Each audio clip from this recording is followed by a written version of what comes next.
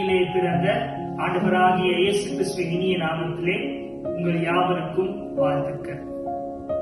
புதிய வருஷம் உங்களுக்கு ஒரு ஆசீர்வாதமான வருஷமாக இருக்க நான் உங்களை வாழ்த்துகிறேன்.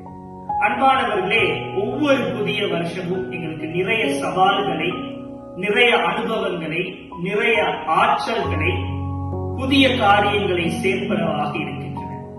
அந்த 2026வது வருஷம் எனக்கு பல விதமான அனுபவங்களை கொண்டு சேர்க்கிற வருஷமாக இருக்கும். கிறிஸ்தவர்களாகிய எமக்கு இந்த புதிய வருடத்திலே தவக்காலம் மிகவும் முக்கியமான ஒரு காலமாக இருக்கிறது. 40 நாட்கள் உபவாசம், தியானம், ஜெபம் எங்கள் வாழ்க்கையிலே ஒரு முக்கியமான படிப்பினையாக இக்காலத்திலே காணப்பட போகிறது. ஆகவே திருச்சபையாக, தனிநபர்களாக, சிறு குழுக்களாக எவ்வாறு இந்த லெந்து நாட்களை, இந்த தவக்காலத்தை நாம் அர்த்தமுள்ளதாக பின்பற்ற முடியும் என்ற கேள்வி அநேகருக்கு. எப்படி இந்த லெந்து காலத்தை நாங்கள் அர்ப்பணிப்போடு ஜெபத்தோடு நினைவு கூறலாம்?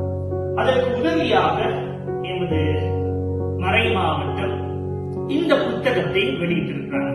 தவக்காலத்திற்கு அதே போல புனித வாரத்திற்கு எப்படி எங்களை ஆயத்தமாக்குவது? தமிழ் மொழியிலும், சிங்கள மொழியிலும், ஆங்கில மொழியிலும் இந்த புத்தகம் எங்கள் கைகளிலே கிடைக்க பெற்றிருக்கிறது. ஆகவே தவக்காலத்துக்கு ஆயத்தமாகிற உங்கள் ஒவ்வொருவருக்கும் இந்த புத்தகம் ஒரு பெரிய ஆசீர்வாதமாக இருக்கும். இயேசுடைய சிலுவை பாதை 14 ஸ்தலங்களை கொண்ட அந்த பாதையை இந்த தவக்காலத்திலே நீங்க தியானிக்கலாம்.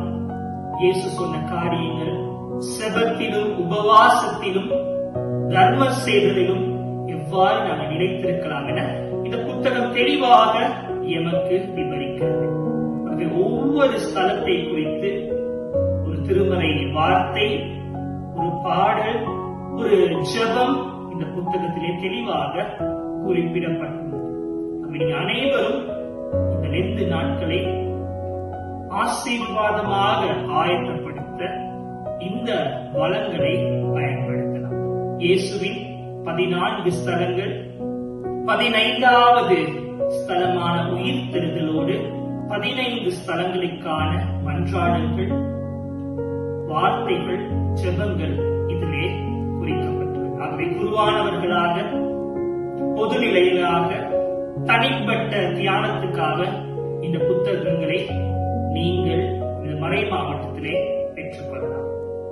இந்த 2 காலத்தை அர்த்தமுள்ளதாக நினைவு கூற, ஆசீர்வாதமானதாக உங்கள் வாழ்விலே இந்த 40 நாட்களை பயன்படுத்த கடவுள் உங்கள் அனைவருக்கும் உதவி செய்வாராக. கடவுள் உங்களை ஆசீர்வதிப்பார்.